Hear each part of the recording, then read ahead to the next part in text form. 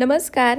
आज आपण मुलांना बाहेरचे बेकरीतले पदार्थ न देण्यापेक्षा घरच्या घरी 5 ते 6 साहित्यात बनवून तयार होईल असा मस्त जाळीदार, स्पॉन्जी आणि 6 ते 7 दिवस टिकणारा मावा केक बनवतोय. बनवायला एकदम सोपा आहे. त्यासोबतच फक्त अर्ध्या तासात आणि मोजक्या साहित्यातच बनवून तयार होतो. सर्व साहित्य तुम्हाला तुमच्या किचनमध्येच मिळून जाईल. तर त्यासाठी सर्वात आधी इथे मी बाउल घेतलाय. आता यामध्येच आपल्याला बॅटर तयार करून घ्यायचं आहे. तर त्यासाठी इथे मी पाव वाटी बटर घेतलं आहे. बटर घेताना पूर्णपणे वितळवून घ्यायचं आणि जर नाश्त्याच्या चमच्याने म्हणाल तर एक 4 चमचे इतकं हे बटर आहे आणि वजनी प्रमाणामध्ये 30 ग्रॅम आहे. आता या बटरमध्येच आपल्याला पिठी साखर घालायची आहे. तर इथे मी ज्या वाटीने मोजून बटर घेतलं आहे त्याच वाटीने मोजून अर्धी वाटी पिठी साखर घेतली आहे. वजनी प्रमाणामध्ये पिठी साखर 60 ग्रॅम आहे.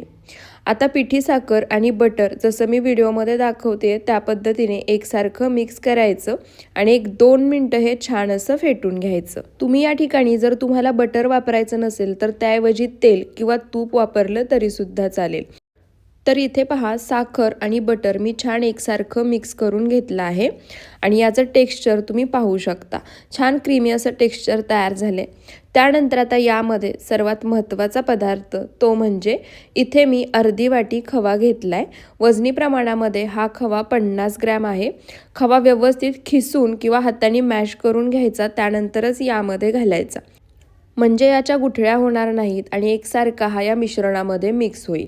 आता जर तुमच्याजवळ खवा नसेल तर तुम्ही यामध्ये अर्धी वाटी मिल्क पावडर घातली ना तरीसुद्धा चालेल. फक्त मिल्क पावडर घालताना जेव्हा आपण मैदा घालू त्या स्टेपला मैद्यासोबत चाळून घालायची. तर इथे पहा, खवासुद्धा या मिश्रणामध्ये मी छान एकसारखा मिक्स करून घेतला आहे. तुम्हाला मी या ठिकाणी जे आपलं मिश्रण तयार झालं ना त्याचं टेक्स्चरसुद्धा दाखवते.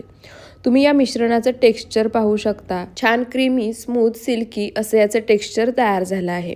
आता आपण लगेच पुढची तयारी करून घेऊया. तर त्यासाठी इथे मी अशा पद्धतीची चाळण घेतली आहे. जे आपण काही साहित्य घालतोय ना ते व्यवस्थित चाळून घातलं की तयार मिश्रणामध्ये अजिबात गुठळ्या होत नाहीत. त्यानंतर इथे मी 1 वाटी मैदा घेतलाय. वजनी प्रमाणामध्ये मैदा 75 ग्रॅम आहे. त्यासोबतच इथे मी नाश्त्याच्या चमच्यानी 1 चमचा बेकिंग पावडर, त्याच चमच्यानी अर्धा चमचा सोडा घेतला आहे, तो घालायचा आणि आता मैदा, बेकिंग पावडर आणि बेकिंग सोडा चाळून घ्यायचं.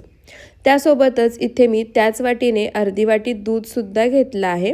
आता दूध यावेळी एकत्र सर्व घालायचं नाही, तर लागेल असं थोडं थोडं घालायचं आहे आणि आपल्याला या ठिकाणी बॅटर तयार करून घ्यायचं आहे. तर इथे लागेल असं थोडं थोडं दूध घातलं ना की बॅटरची कन्सिस्टन्सी लक्षात येते आणि आपल्याला ज्या कन्सिस्टन्सीमध्ये हे बॅटर तयार करायचं आहे ना त्याच कन्सिस्टन्सीमध्ये अगदी परफेक्ट तयार होतं. त्यामुळे लागेल असं थोडं थोडं दूध घालायचं आणि बॅटर तयार करून घ्यायचं. तर इथे पहा, लागेल असं मी थोडं थोडं दूध घालून हे बॅटर तयार करून घेतलं आहे. आता थोडंसं दूध शिल्लक आहे, ते सर्व दूध मी यामध्ये घालून घेते आणि आता पुन्हा एकदा हे बॅटर मी एकसारखं मिक्स करून घेते. अर्धी वाटी दूध मी या ठिकाणी घेतलं होतं, ते सर्व दूध मला या ठिकाणी एकदम परफेक्ट पुरेसं झालं आहे. त्यासोबतच दूध घेताना आणखी एक महत्त्वाची गोष्ट, दूध गरम किंवा कोमट असणारं वापरायचं नाही, तर पूर्णपणे थंड असणारं दूध या ठिकाणी वापरायचं आहे.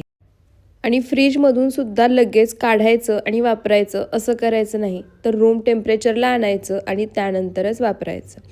तर इथे पहा, परफेक्ट असं बॅटर तयार झालं आहे. बॅटरची तुम्ही कन्सिस्टन्सीसुद्धा पाहू शकता किती छान झाली आहे.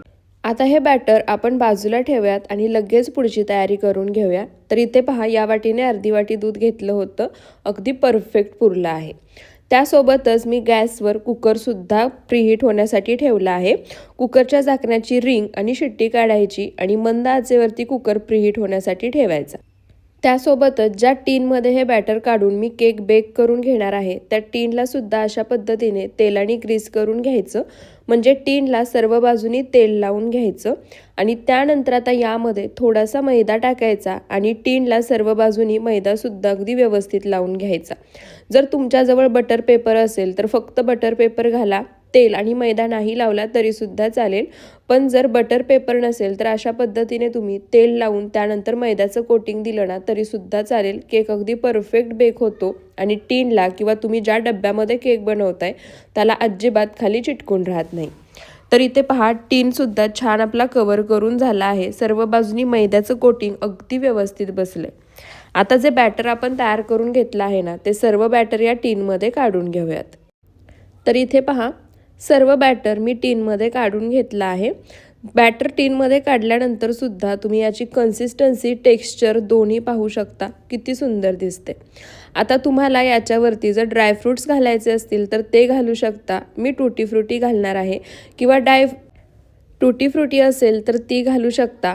दोन्हीही नसेल, नाही घातलं, केक असाच बेक केला तरीसुद्धा चालेल. माझ्याजवळ टुटी फ्रुटी होती तर तीच मी घालणार आहे. त्यासाठी वाटीमध्ये मी थोडीशी टुटी फ्रुटी घेतली आहे. आता यालासुद्धा मैद्याने कोट करून घ्यायचं, म्हणजे ही टुटी फ्रुटी अगदी व्यवस्थित सेट होते, खाली केकमध्ये जात नाही आणि केकसुद्धा अगदी व्यवस्थित बेक होतो. टुटी फ्रुटी मैद्याने कोट करून घेतली की आता जे केकचं बॅटर आपण टीनमध्ये काढले ना त्याच्यावरती घालायची. तर इथे पहा सर्व टुटी फ्रुटी मी बॅटरवरती घालून घेतली आहे. परफेक्ट अशी सेट झाली आहे. आणि त्यासोबतच कुकर जो प्रीहीट होण्यासाठी ठेवला होता ना, तो सुद्धा छान प्रीहीट झाला आहे. झाकण काढायचं आणि जो टीन आहे तो आता यामध्ये ठेवायचा. त्यानंतर कुकरचं झाकण लावायचं. मी तुम्हाला पुन्हा सांगते, कुकरच्या झाकणाची रिंग आणि शिट्टी मी दोन्ही काढून घेतला आहे. आणि आता मंद आचेवरती 30 ते 35 मिनटं केक छान असा बेक करून घ्यायचा. तर इथे पहा मंद आचेवर 30 मिनटं हा केक मी छान असा बेक करून घेतला आहे. गॅस बंद करायचा, झाकण काढायचं. तुम्ही पाहू शकता परफेक्ट असा हा केक बेक झाला आहे. सुरी घालून आपण चेक करून घेऊयात किंवा एखाद्या टूथपिकनी चेक करायचं. सुरी केकमध्ये घातल्यानंतर जेव्हा बाहेर काढतोय ना, एकदम क्लीन बाहेर येते, अजिबात पीठ त्याला चिटकत नाही आहे, म्हणजे केक परफेक्ट बेक झाला आहे.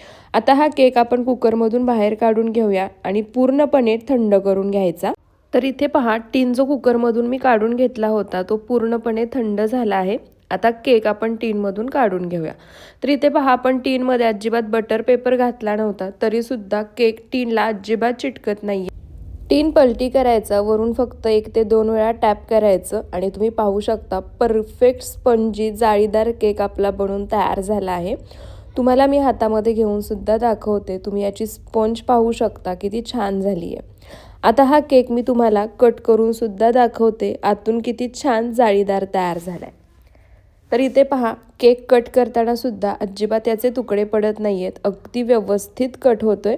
आणि त्यासोबतच आतून पहा किती छान जाळीदार स्पॉन्जी तयार झाला आहे.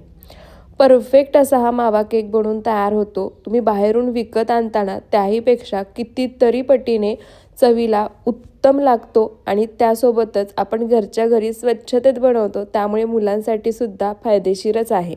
तर तुम्ही सुद्धा एकदा घरच्या घरी या पद्धतीने मावा केक नक्की बनवून पहा. व्हिडिओ आवडला असेल तर व्हिडिओला जास्तीत जास्त शेअर करा, एक लाईक नक्की करा.